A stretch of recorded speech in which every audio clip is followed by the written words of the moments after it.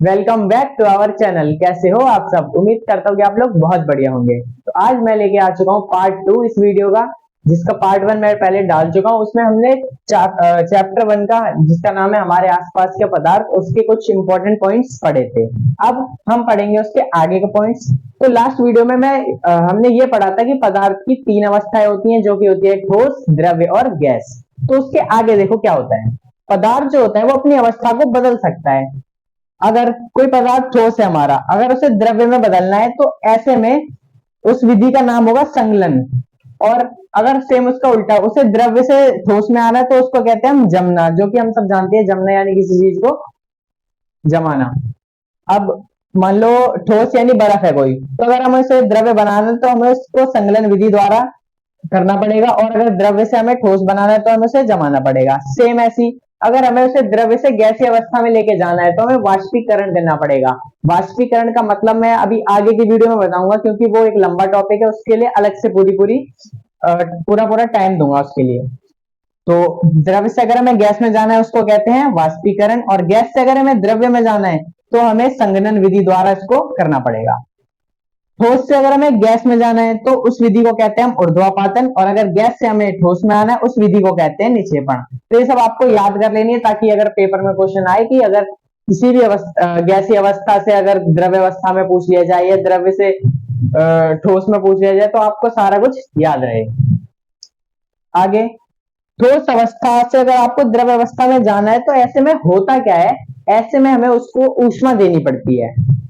Same अगर ठोस से द्रव्य में जाना है तो भी आपको उसमें ऊष्मा देनी पड़ेगी, और द्रव्य से गैस में जाना है तो भी आपको उसको ऊष्मा देनी पड़ेगी। लेकिन अगर आपको उल्टा करना है, आपको गैसीय अवस्था से द्रव्य अवस्था में आना है तो उसे शीतलता देनी पड़ेगी, यानी से ठंडा करना पड़ेगा। और सेम अगर आपको द्रव्य से ठोस बनाना है तो आपको उसमें और शीतलता करनी पड़ेगी। जैसे कि अब हमारा पानी होता है वो द्रव्य अवस्था में होता है, जब हम उसको फ्रिज में रख देते हैं या फिर ठंडक में रख देते हैं तो वो बर्फ में कन्वर्ट हो जाता है, यानी ठोस बन जाता है। एक बोनस पॉइंट भी है आपके लिए कि जो 0 डिग्री सेल्सियस होता है ना, उसका मतलब होता है 273 केल्विन। यहाँ पे के का मतलब है केल्विन। तो इसके कुछ क्वेश्चंस भी बनते हैं, वो भी हम आगे कराएंगे, तो अब उन्हें करते हैं। ये हैं उसके आगे के पॉइंट्स। तो पहला है गलनांक। तो जिस न्यूनतम तापमान पर कोई ठोस पिघलकर द्रव्य बन जाता है वह इसका गलनांक कहलाता है। यानी जब कोई ठोस पिघलकर द्रव्य बन जाता है यानी पानी बन जाता है तो उसको ही उसका गलनांक कहते हैं। सेकंड वर्ड है क्वथनांक। तो वायुमंडलीय दाब पर वह तापमान जिस पर कोई द्रव्य यानी कोई पानी कोई लिक्विड उबलने लग जाता है उसे ही इसका क्वथनांक कहते हैं।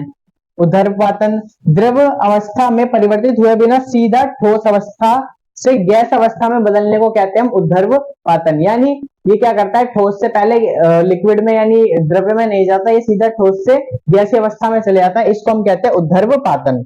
और निक्षेपण गैस से सीधा ठोस में परिवर्तित हो जाते हैं। ये क्या करते हैं, गैस से सीधा ठोस में परिवर्तित हो जाते हैं बिना द्रव्य अवस्था में आए हुए।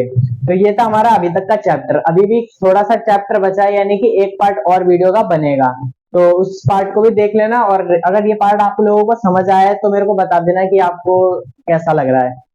तो फिर ठीक है, आज के लिए इतना ही काफी है। मिलते हैं अगले वीडियो में, जब तक के लिए जय हिंद, वंदे मातरम।